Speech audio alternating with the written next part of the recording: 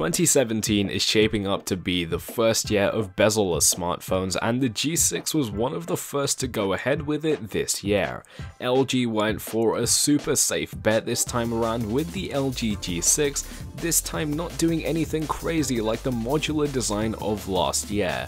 They weren't exactly trying to turn heads with it, but that's not to say it doesn't deserve your attention at all. This is my full review of the LG G6. So let's start off with the screen, because they've massively reduced the bezel sizes here to give you a better experience using it. That means they've been able to fit more screen on the smartphone, and that's why it's running at an aspect ratio of 18:9. It's probably a little bit longer in length than the smartphone that you might be watching this video on right now, and that comes with a larger screen of 5.7 inches. You're able to fit a whole lot more information on the screen with this design, but bear in mind that the actual surface area of the screen you get isn't actually that much bigger. It's just the way that they measure the 5.7 inches diagonally, which might actually trick you into thinking that, like it originally did for me.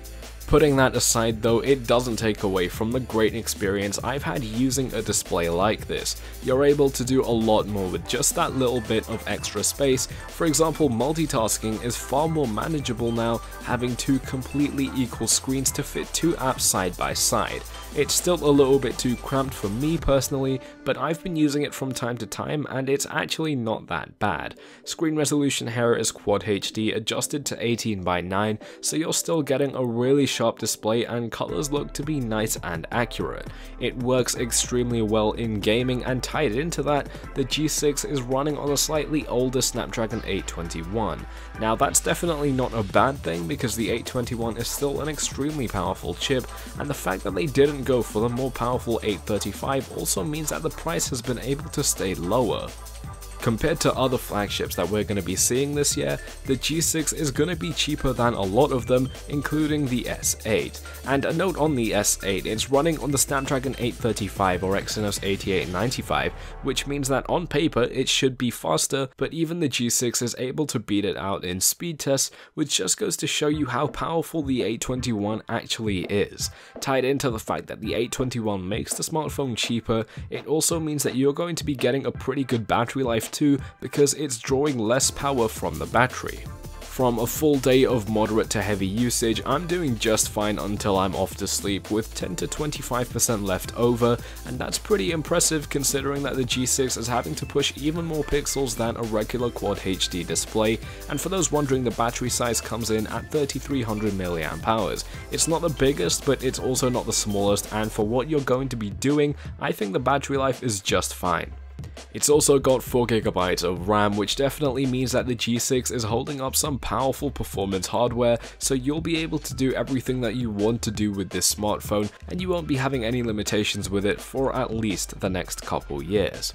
In day-to-day use, the phone actually feels really nice and snappy, and comparing it to the S8, I actually think that it feels better to just use because of how its software is made. And a note on the software as well, they've done it really well. They've stuck quite close to stock Android, but there's one huge annoyance I have with the software which I just can't get over, and I don't understand why LG would do it.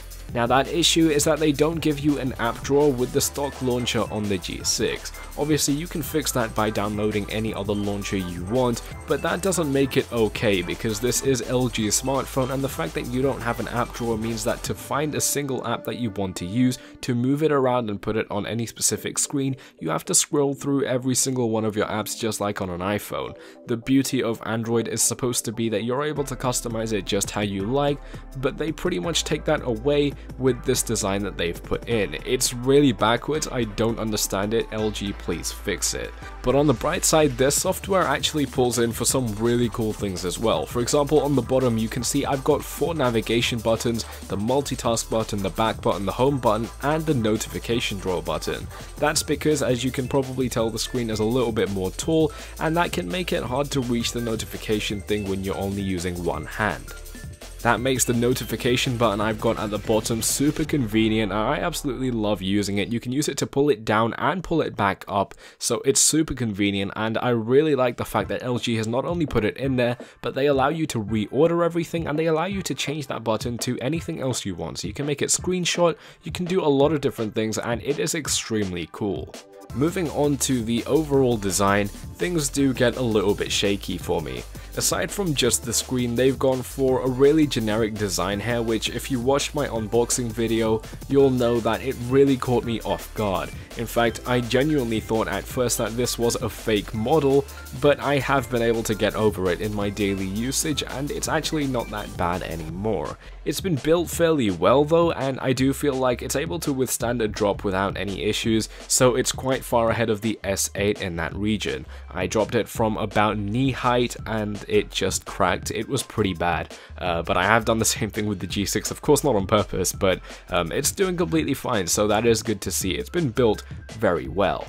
The back is made of glass, which definitely looks really nice, and it doesn't really catch on fingerprints as much as you'd expect, but I do have to put a D brand on it anyway, just because I prefer the way it looks and feels. The back features both camera lenses, which by the way are great, more on them later, and also the fingerprint scanner. Coming from the S8, this was actually a really nice placement, and it works extremely accurately and fast. It also doubles up as the power button, which can either be super convenient or super inconvenient depending on how you look at it. Using it normally, it's quite nice and easy to reach, but if for example you're using it on a table, you obviously can't press it, but you can always double tap on the screen to wake it up. One note to add on the design of this phone, it also comes with a dual SIM model, which is what I'm rocking here, so that's a huge bonus if you're after something like that. In a lot of countries, including the United Kingdom, it can be hard to get your hands on a dual SIM model, so you have to buy it off eBay, but it is going to be just fine if you're outside of those countries. The speakers are also actually pretty good, which was genuinely quite surprising when you consider that this phone has been rated at IP68 for water and dust resistance. Obviously with that you would expect the speakers to be a little bit bad, for example like the S8 just has the worst speakers I've ever used on a smartphone, but the speakers here are actually pretty good. They go quite loud and they retain a lot of the quality, which really surprised me, and I'm glad to see it. I like to use these speakers quite often, but as for the water and dust resistance, it means that you can use these in pretty much any conditions you like, but like always you should be exercising some caution. For example, it's never a good idea to go swimming with a waterproof device like this, even though you know that you probably can, it's just not worth the risk. So moving on to the camera, they've really impressed me here. It's not so much about the image quality itself, because you guys already know it's gonna be top of the line and really good, but it's because of the wide angle lenses that they put on this smartphone. Both the front and rear facing cameras offer a wide angle option, and it makes a huge difference. That's either because they made the regular lens to zoom in quite a bit, or that they just made a really good wide angle option, or that they probably just did both. Regardless though, it makes a huge difference, and you can see just how well it works in these test shots that I took with the G6. None of these have been edited, and I actually think that it's pretty good for a smartphone at this price. You of course get a bunch of other options for the camera aside from just that, and overall it does look quite nice. So the LG G6 does everything you would expect, and they've also packed in a really nice screen to separate it from the other players in the game. Aside from just that though, there isn't actually a whole lot that stands out with this smartphone. Now that's completely fine as it is, but seeing as though this is LG's main flagship, it would have been nice to see a more exciting smartphone. That said, this is a safe bet for a smartphone, and you know that it's not going to fail you. For the price, you're getting a really good smartphone, and if you ask me whether or not I would recommend it, my answer would be that I definitely would. I'd even choose it over the S8 in certain cases, and that phone costs a whole lot more depending on where you're looking. But guys, I really hope you've enjoyed this video. If you have, make sure you hit that like button, subscribe if you're new around here, lots of new and great content coming up, and with that, I'm out. Peace.